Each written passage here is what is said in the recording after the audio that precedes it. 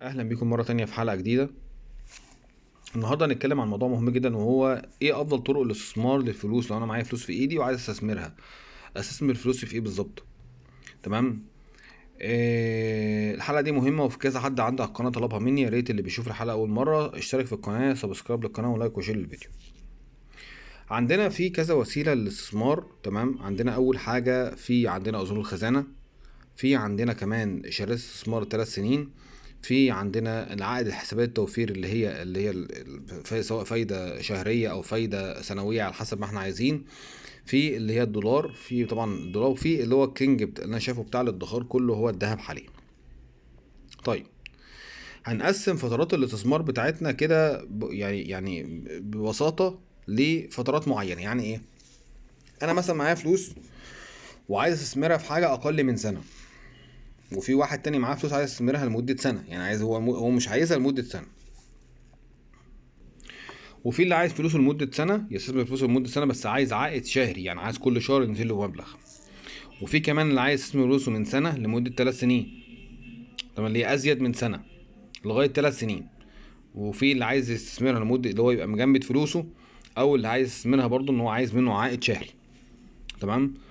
وفي بقى أزيد من 3 سنين إلى بقى إيه، احنا زي ما احنا عايزين. وفي واحد عايز يستثمر فلوسه مثلا لمده سنه او لفتره معينه، بس عايز في اي وقت يسحب فلوسه، يبقى في مرونه في الموضوع، ما عادش حدش يقول له بقى استنى لغايه مده 6 شهور عشان تقدر تسحب فلوسك والحاجات دي كلها.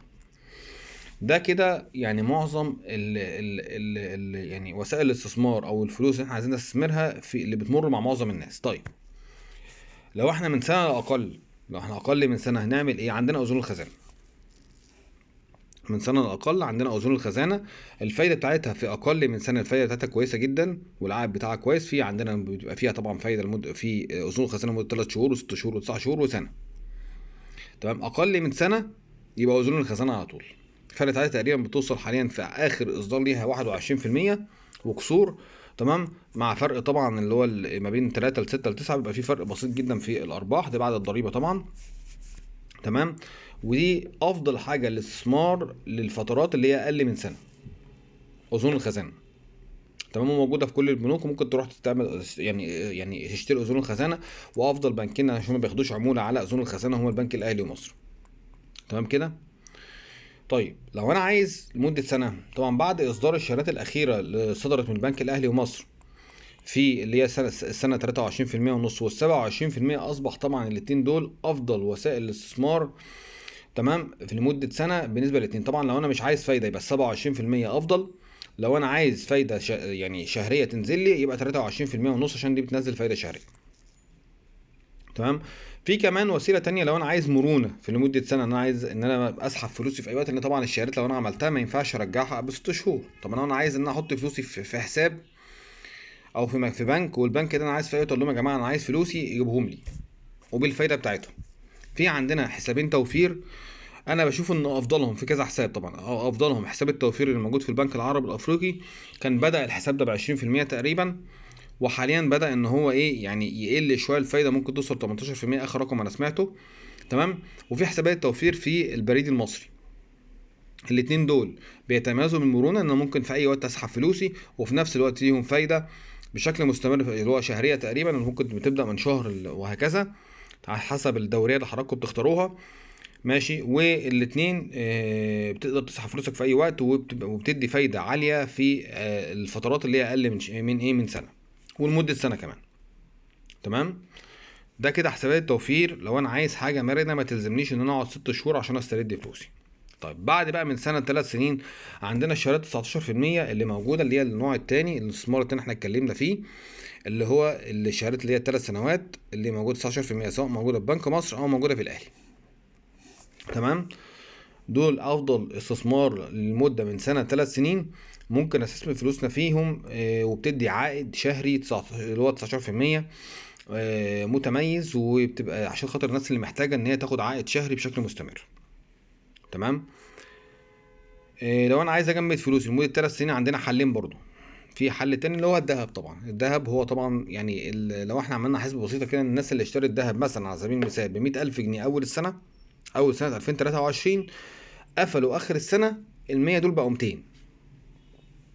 طبعا احنا شفنا اسعار الذهب زادت ازاي من اول 1/1/2023 لغايه لما وصل لاخر السنه. طبعا زاد لرقم 6 ضعف تقريبا. فمعنى ذلك ان اللي اشترى ب 100,000 جنيه دهب اول السنه، اخر السنه زادت معاه للضعف.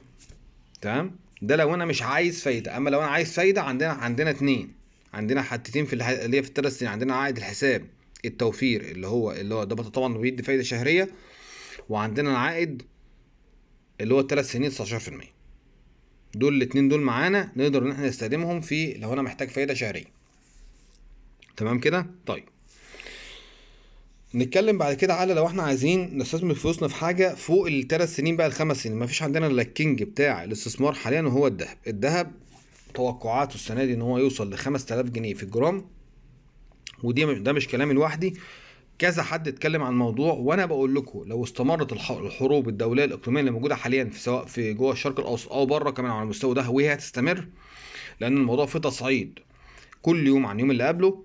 الذهب ممكن يوصل في الجرام الواحد ل 10000 جنيه، مش 5 كمان. تمام. يعني هتقول الكلام ده مش مدروس، كلام مش منطقي. لا، يعني خلال خبرتنا المصرفيه اللي موجوده في اكتر من 15 سنه في مجال الخبره المصرفيه، واللي احنا بنشوفه في السوق، وتوقعاتي قبل كده كذا حاجه، وطبعا كل متابعيني عارفين ان انا توقعت كذا حاجه وكذا سعر. حتى الدولار جه في وقت من الاوقات حد جه يتكلم معايا فيه ودخل على القناه عندي وده عمل معايا مداخله على القناه وقال لي انت الدولار كان ايامها الدولار كان لسه ما وصلش حتى لايه، لل 30 جنيه. قال لي ازاي هيوصل للسوق ل 40 جنيه ومش عارف مين وانت، وقعد بقى يتكلم كلام جامد جدا على القناه. ما كملتش شهرين 3 او 4 شهور الدهب كان وصل كمان في السوق ل 50 جنيه حاليا. يعني انا كمان لما انا قلت 40 جنيه كنت انا حنين كمان على سعر الدولار. وعلى فكره احتمال السنه الدولار يوصل لاسعار اكتر من كده، فناخد بالنا من الحته لان في تعويم هيحصل. ده يعني ده اساسي. بعد الشهادات دي كلها هتلاقي في تعويم هيحصل، ان قيمه الجنيه هتقل خلال الفتره اللي جايه. فهتلاقي الدولار هيزيد، الذهب هتزيد. هيبقى عندنا الذهب الحاجه الوحيده اللي هتخلي الذهب يزيد حاجتين مؤشرين. اول حاجه القوه الشرائيه للجنيه بتقل. تاني حاجه ان الذهب بيزيد اصلا عالميا، يعني سعر الذهب عالميا بيزيد. رقم اتنين يعني ايه، القوه الشرائيه للجنيه بتقل او قيمه الجنيه بتقل. فالاتنين دول هيخلي سعر الذهب ممكن يوصل لفوق ال 5000 جنيه كمان. وده واضح، اللي متابع اسعار الدهب الفتره اللي فاتت بيبقى فيه قفزات غير طبيعيه بال 50 وب 60 جنيه في اليوم. يعني بتلاقي فجاه كده 50 جنيه زادوا، 20 جنيه مره واحده.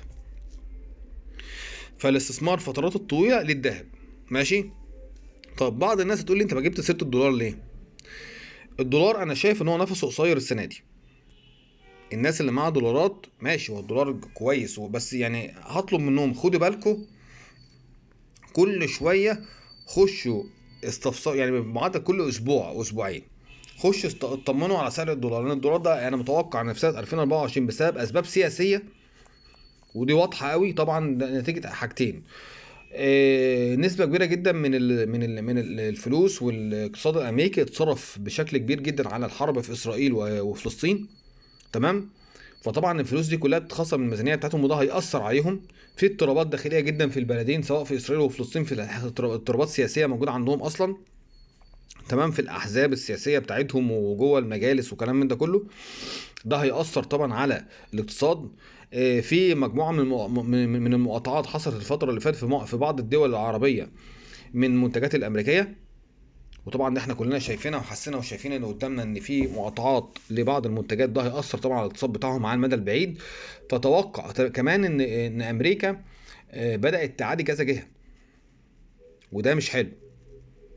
معاديات اللي هو الناس اللي كانت بتتعامل معاها جوه المنطقه، ده مش كويس. زي ما احنا شايفين الفتره اللي فاتت من قيمه حوالي كام يوم اعلنت منظمه البريكس اللي فيها روسيا وطبعا الصين، الاثنين اعلنوا ان احنا مش هنتعامل بعملتنا الداخليه، ما عادش لنا دعوه بالدولار. اللي عايز يتعامل مع روسيا والصين يتعاملوا الاثنين بالعمله المحليه بتاعتهم. ودي من ضمن الضربات اللي ضد الدولار ذات نفسه. فالدولار يعني هو ممكن يكون ماسك سعر عندنا احنا هنا في مصر، ولكن على المستوى البعيد انا شايف ان نفسه قصير، ان ممكن في لحظه الدولار ينهار انهيار غير طبيعي على اخر السنه. يعني اخر 2024 ممكن يبقى فيه انهيار جامد جدا للدولار. فخلي بالكم الدولار. الدولار عايز تستثمر فيه استثمر فيه في مجال المضاربات، يعني انت هتجيب مثلا دولار بسعر معين تبيعه يا دوبك تكسب منه المكسب بتاعك وخلاص على كده. انما تخزن فلوسك في دولار لا. في ذهب ماشي، الذهب ماسك نفسه لانه عمله وسيطه، او زي ايه يعني، حاجه جدار كده زي ما احنا يعني زي ده زي الشجره وده الجدر بتاعها. ده الجدر بتاع العملات بتاع العملات كلها، كلنا نفسنا رابطين نفسنا بالذهب. ماشي. فالذهب صعب ان هو يتهز بسهوله، هو ماسك سعره.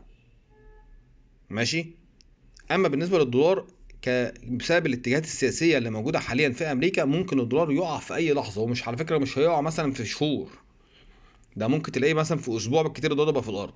عشان يعني كلامنا، عشان الكلام يبقى واضح. وزي ما انا قلت لحضراتكم، الدولار يعني انا الفتره اللي فاتت توقعت حاجات كتير جدا وعلى اسس علميه مدروسه، مش بقول الكلام وخلاص، ولا هي اشاعات، وبالفعل طلع كلام الحمد لله مظبوط. فناخد بالنا الدولار من ضمن الحاجات وسائل الاستثمار يخليها في مجال المضاربات بس. اما الذهب فهو وسيله استثمار طويله الاجل، اللي عايز يسيب فلوسه سنه واثنين وثلاثه ويحتفظ بيهم بحاجه ليها تمن، او حاجه ليها يحتفظ بيها بفلوس بل بالعكس هتزيد، يبقى الذهب ده اساسي، احسن من الشهادات، احسن من اي حاجه. والدهب زي ما انا قلت لكم، نضرب مثل، اللي كان شاري ب 100000 جنيه ده في سنه اول 2024 او اول 2023 حاليا بقى الضعف. وقارنوا اسعار الذهب من اول 2023 لغايه الاخر هتلاقي بالفعل هو الضعف. فيعني نخلي بالنا من الدولار السنه دي ممكن يكون اخر سنه من السنوات ان هيبدا فيها كيرف الدولار يقع، نتيجه اتجاهات سياسيه كتيره جدا احنا شايفينها، وشايفين الموضوع مش هيكمل كتير معاه. لغايه انا اكون خلصت حلقه النهارده. اللي عنده اي اسئله يا جماعه يسيبها لي في التعليقات وانا هرد عليه. اتمنى تكون الحلقه فادتكم، ان شاء الله بكم في حلقه جديده، ومع السلامه.